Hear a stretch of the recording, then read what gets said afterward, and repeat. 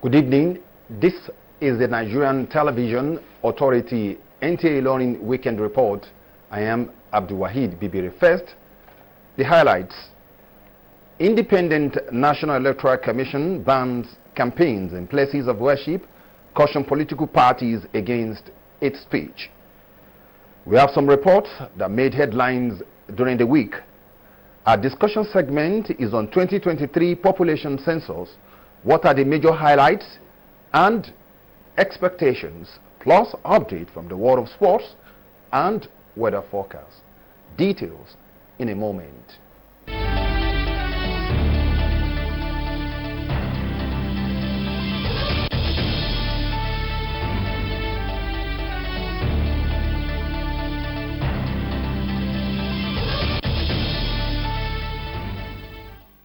And now the news. The Independent National Electoral Commission, INEC, has banned political parties from conducting campaigns in places of worship. The Commission, in its just released guidelines ahead of 2023 general elections, also prohibited the use of abusive language and its speech. The Commission said only security agencies posted to campaign venues are authorized to be in possession of arms. In the meantime, the federal government has increased the cost of feeding a primary school pupil from 70 naira to 100 naira and will be spending about 10 billion naira daily to feed an estimated 10 million children benefiting from the scheme across the country. Olajide Bello visited some of the benefiting schools in ILORIN to get a feedback. St. John's African Primary School was my first port of call, where I met the headmistress, Comfort Awofadeji, who said the food had been consistent and as such, attendance had been increased. Really appreciate the effort of government so that the food moved from 70 naira to 100 naira. It improved the quality of the food. Other headmistresses of Bishop Smith Nazarene Primary School described the program as succor for pupils who were not of privileged background. Some pupils that are not bringing food to school, what they are preparing for them will be able to at least sustain them for some time before the closing hour. The value that it will bring is that the pupils will be very happy because that quantity of the food is more than before. Because of that, they are taken. The parents are no more giving them money.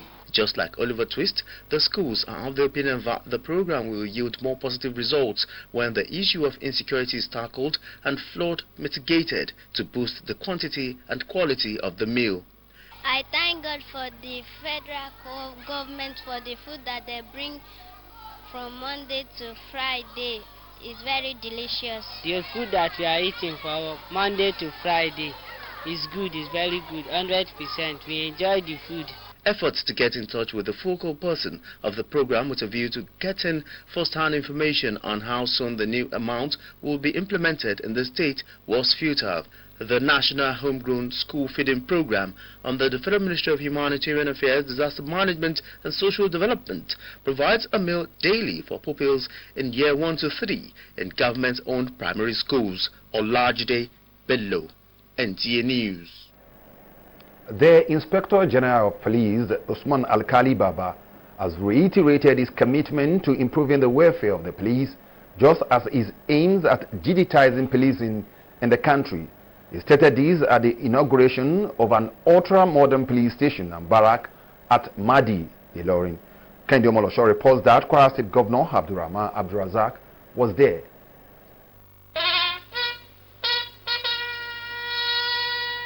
Kwara State Governor Abdurrahman Abdurazak being assisted by the Inspector General of Police Usman Alkali Baba in inaugurating the police station and barracks. The ultra-modern police station, equipped with state-of-the-art facilities like CCTV cameras, office equipment, and fire alarm system, is one of the initiatives of the IGP towards ensuring police officers work in a conducive environment. The station also houses a police quarters with furnished 18-room self-contained, aimed at giving police officers the best treatment in the execution of their duties. He challenged the host community to protect the facility and see it as theirs. The Inspector General of Police, Usman Al-Khalibaba, reiterates his commitment to ensuring that modern policing realities are emulated and deeply entrenched through modern policing facilities. We expect there will be more dedication, we expect there will be more motivational things that will happen, and we expect that service delivery will be enhanced. I want to assure the Inspector General of Police of our commitment to his leadership, ethos, and of course, our religious adherence to all his directives, which has made policing Kwara State an easy job for us. Kwara State Governor Abdurrahman Abdurazak expressed his administration's resolve at supporting the Nigerian police to work effectively in fighting crimes and criminalities in the state. When we're in position, we should leave it better than how we met it. That is what the IG has done, and what he is doing by making sure the facilities, infrastructure, welfare of the police is priority. The IGP plans to have the new model police station in 36 states and the federal capital. Al-Khalibaba had earlier paid a courtesy visit on the state governor at the government house. Kehinde Omolosho, NTA News. 2 commissioners designates were confirmed by the Assembly of Kwara State after the consideration of their nomination at the Committee of O following the screening by lawmakers earlier in the week. Again, Kehinde Omolosho has the details. The nominees are 3-time nominee Sadat Modibo Kawu from Ilorin South Local Government and 28-year-old Abubakar Sadiq Buhari from Edo Local Government. Responding to questions, the nominees promised to rekindle efforts to further improve on capacity in line with policy thrust of the present administration in the state. They advocate aggressive efforts at strengthening electronic learning in the state to compete favorably with advanced nations. What I think that we need to do much more is to work more on the quality assurance of the rail. We have a lot of work to do there, so that comes to mind. I am a dedicated youth who is goal driving. I am willing and ready to offer myself to go extra mile to seek for relevant and progressive ideas to move Kwara forward. Speaker Yakubu Dala Disalu, while confirming the nominees, urged them to justify the confidence reposed in them. He thereafter directed Clerk of the House, Alimak Perugi, to transmit the confirmation to the Governor. Also at the plenary, Kwara State Public Procurement Amendment Bill 2022, sponsored by member representing Share, Okiode constituency, Razak Owolabi, passed first reading. The bill seeks to provide for state procurement certification prior to the award of contract and provide a duration for invitation to bid. Population census is conducted in Nigeria every 10 years to enable all tiers of government in the country prepared adequately for the citizens. The next national population census is fixed for April next year. Correspondent in this report finds out from Nigerians resident in Ilorin how prepared they are for the population census. National population census by design is to ensure adequate resource sharing, population control, national planning and decision making. Between 1960, when Nigeria gained our independence, and year 2022, 3 national population censuses had been conducted by the NPC. But how prepared are residents in Ilorin, the Kwara State capital, for the 2023 census? We are preparing to have it. As soon as they start, we are ready to comply. If it is well conducted, if there is no rigging, there is no attempt to inflate the figures, it will be good for planning purposes. A trial census had been conducted by the NPC in Kwara State in preparation for the exercise. Abdullah Bello, a personnel of the NPC in Kwara State, told me that he has been trained digitally for the exercise. We are highly prepared because we have been trained digitally and everything is going to go digital.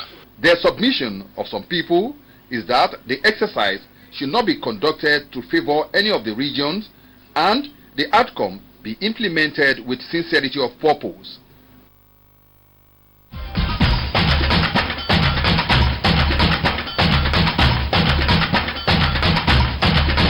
Sports Zone. This is your sports rendezvous, happening in the world of sports. You deserve to know. You want it analyzed? Sports Zone on NTA ILORIN, both local and international. You get the breaking news and the history, analyzing with brilliant sports exponents. Live every Wednesday, 9 to 9:30 in the morning. That's the time for your wonderful moment in sport infotainment. Sports Zone. Join us. Let's set the agenda.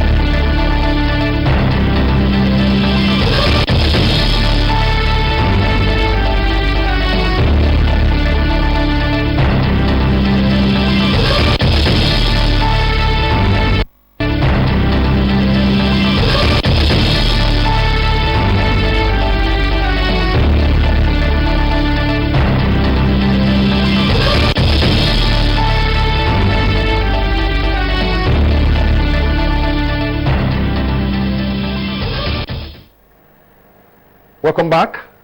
Our discussion segment tonight is on 2023 population census. How far so far? Already we have the State Director of National Population Census, Kwara State, in the studio, in person of Malam Said Adebayo Yusuf. Malam Said Adebayo Yusuf, it's good to have you on NTA ILORIN Weekend Report. Thank you very much. It's a pleasure for having creating this opportunity for us to come and tell Nigerians how far so far you prepared. How far and so far. Oh, let's quickly set the ball rolling. What is the 2023 census all about? Is it just a head count? Yeah, thank you very much for that question, because it's like a foundation for what we are set to do come April 2023. It is not only a head count. That is why we call it population and housing census. Okay. Yeah, we will be asking questions on housing too. And these questions will go even further, looking at the facilities, okay, in the houses, okay, because the government is trying to look at the standard of living.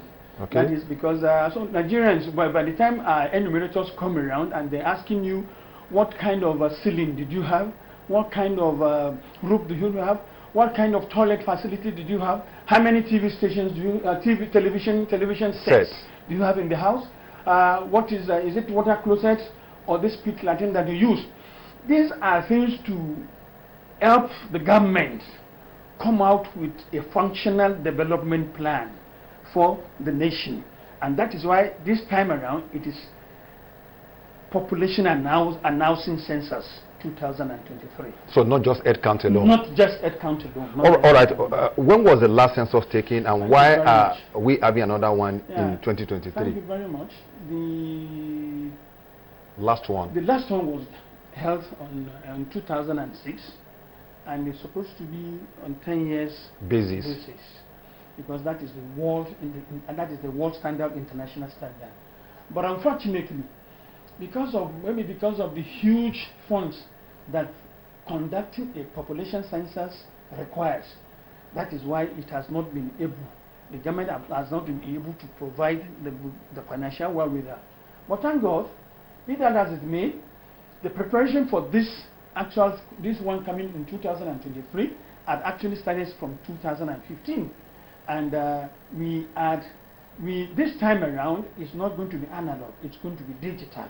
Digital in the sense that our functionaries will be coming around with the PDAs, that is the normal, just like this normal handset that people will use.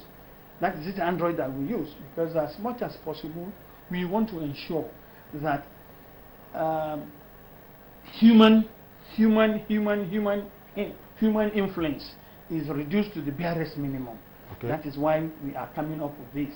And for your information again, and for Nigerians, this is the first digital census, fully digital census in the Black African country. Ghana had theirs, but it was not total digitalization. But this time around, Nigeria is doing Nigerian. We are going to have the best census come 2020 because all the applications were developed by our personnel. So it's an in thing, not that we imported ideas. We might get ideas, but actually the implements, the application to use were developed in-house. And as such, in fact, the National Population Commission was given an international award when the international body came around and looked at all the processes vis-a-vis the facilities, and they were shocked. All right. What is the implication of not conducting the census as at when due, and how has it affected Nigeria as a country? Yes. Remember, you said that the last time it was 2006. Yes. So between 2006 and now, what are the implications of not conducting that census? Very much. The implication is very numerous. In all, you will see it in all facets of our lives. What do I mean by this? Development plans are becoming very apposite. That is why our development strides have been retarded. Now, you see, because looking at it from even our own household itself, if you don't know the number of people in your house, how will you be able to provide the food? How will you be able to provide the cold drink? What about the health facilities? How will you be able to do that? So but that is why it has led to retardation in so many aspects of our lives in this country. And I thank God this government has come up with has given us all the necessary support to ensure that we come up with a reliable, accurate, and acceptable census. Okay, what format or procedure will the census take in? Thank you for asking me this question, because those who are watching, I want you to know that, like I said the other time, it's going to be digital. As such, everything here is digital. The moment they come to your household, the moment the enumerator punches are set, the map of that area will come up. Just like where we are now, we will know where NTA is, where your mast will be shown on their PDA. So as such, there will be very little interference from human beings on the accuracy of this thing. That is why we are going digital. The moment I ask you a question, the moment I ask you a question, I said, okay, what is your name, sir? The moment you give it to me and I punch my PDA, it has gone to the cloud.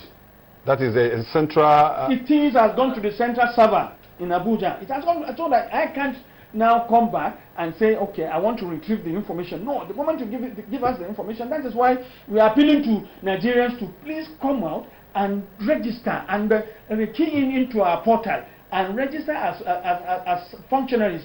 So many, there are about seven offices that you can apply for. All right. How prepared is the MPC for the EdCan? Especially, you see, now you are talking about digitalization. Yep. And you said that everything is going to be digitalized. Yes. What about the personnel that will be deployed for this? How trainable are they? Good. Thank you for this question, because you see, the success of it is hinged on capable hands. Okay. And we have been going around the local government, every other state, educating, enlightening people that we should key into it, go and register. Our portal has been opened, and it will not close until 28th of December. I mean, that is what I'm coming. I mean your personnel. That's our personnel. Oh, our personnel have had so many training. As I was coming to the studio today, they were even in virtual training. Okay. That is virtual training. We had had several trainings, or even up to the point of driver, up to the point as lower as drivers. Every one of us had undergone one training or the other to ensure that we get it right this time around. Okay, 2023 general elections is around the corner. Yeah. And let me say tentatively, the population census has also been fixed for 2023. Will there not be operational clash between INEC and MPC for the fact that I don't know when your own will come, but 2023, don't you think it's going to clash? Yeah, there won't be any clash. In fact, be that as it may, there is a kind of an MOU between us and INEC. INEC will face their own election, and it will be after the election that the census will come up, and that is April.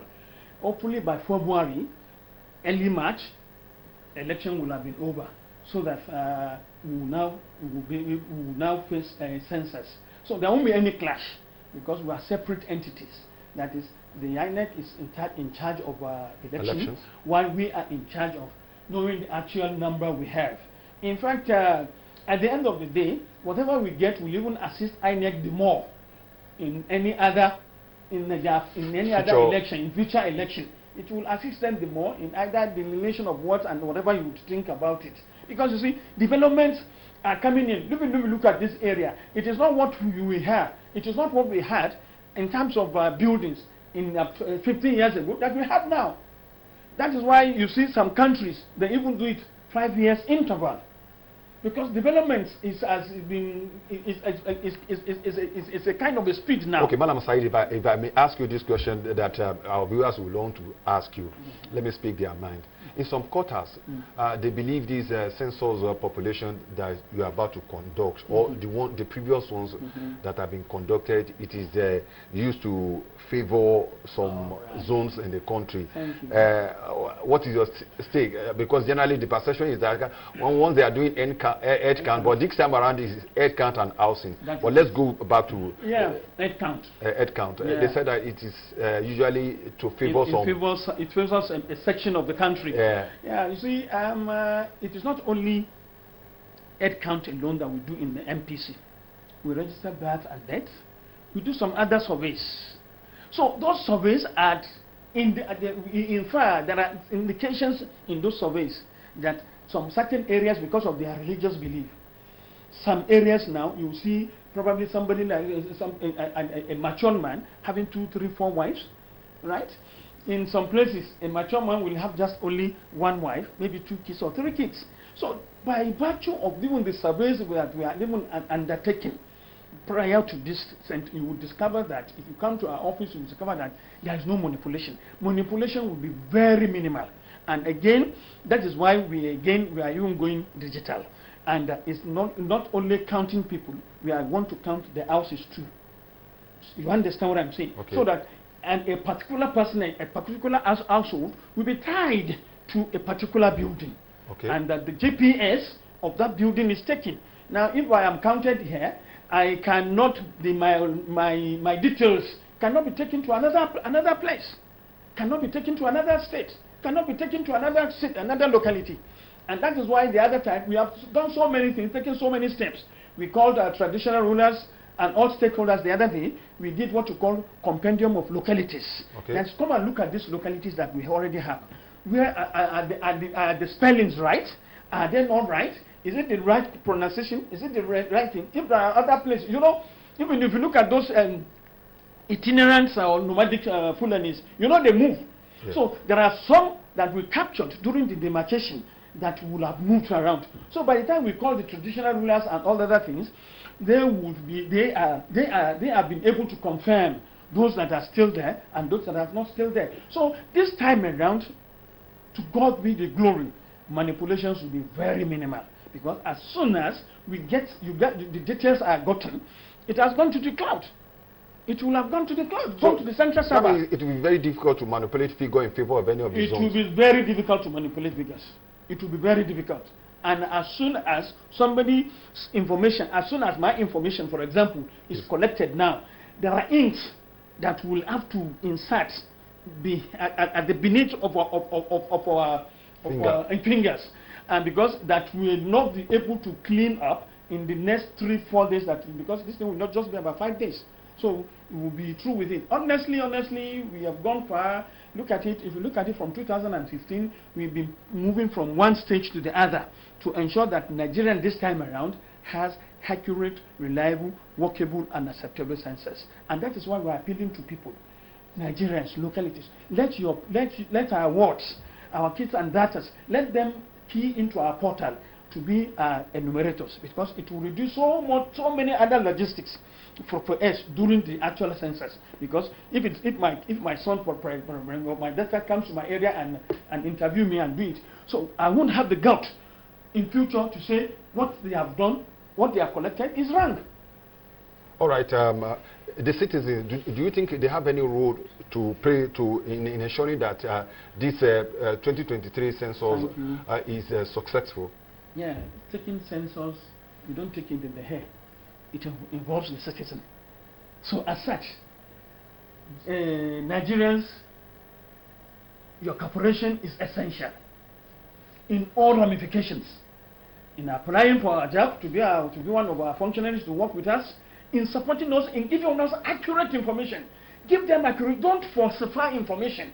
Because the moment you falsify information, you are already affecting the quality of that data. You have the data to be collected. And this data will be used by international bodies to do so many other things, either in giving us assistance, in giving us aid. So the Nigerians, the bulk is now with us. Why is it with us? Like I said, cooperation, ensuring that people do give us the right information at the right time.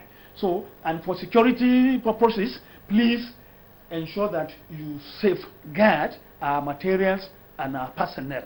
They are coming not for tax. They are coming to you for developmental purposes. Thank you very much for 20 minutes or thereabout. Malam Said Adebayo Yusuf, the State Director of MPC Kwara State, has been telling us preparation ahead of the 2023 population census fixed for April next year. He said that cooperate with them and don't give them false information as far as the aid and housing count is concerned. NTA ILORIN Weekend Report continues after this time out.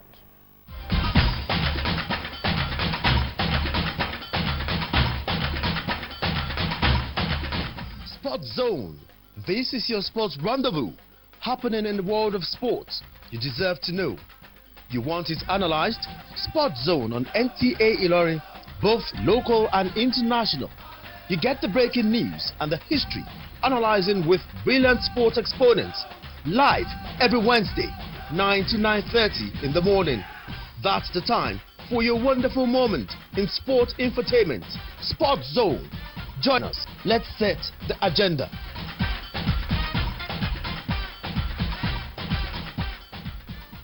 On our sports, the head coach of Nigerian under-20 national team, Ladan Bozo, has called up 40 players to begin camping in the Federal Capital Territory, Abuja, from Monday, November 28, 2022, in preparation for the 2023 African Under-20 Cup of Nations finals in Egypt. Abdulafiz Alaya has the details. According to a statement by the Nigeria Football Federation, the list is made up of 5 goalkeepers, 9 defenders, 13 midfielders, and 13 forwards. The 7-time African champions triumphed at the WAFU Under-20 Championship held in Niger Republic in May, and thus qualified to represent the zone at the 2023 African Under-20 Cup of Nations to be staged in Egypt from February 18 to March 12, 2023. All 4 semi-finalists at the Under-20 AFCON will fly Africa's flag at next year's FIFA Under-20 World Cup finals, holding in Indonesia. In another development, Nigeria's Alex Iwobi is set to be rewarded for his impressive start to the season at Everton with a new contract which will see the player's wage jumping from €70,000 to €100,000 per week. Iwobi struggled at the start of his Everton career, but his performances vastly improved upon the arrival of current head coach Frank Lampard. The former Arsenal player has just 18 months left on his current deal, but with the 3.5-year new deal agreement, Iwobi will be extending his stay at Merseyside till 2026. For sport updates, Abdulafiz Alaya. Now a quick look at the weather forecast for tomorrow, Sunday, 27th of November 2022.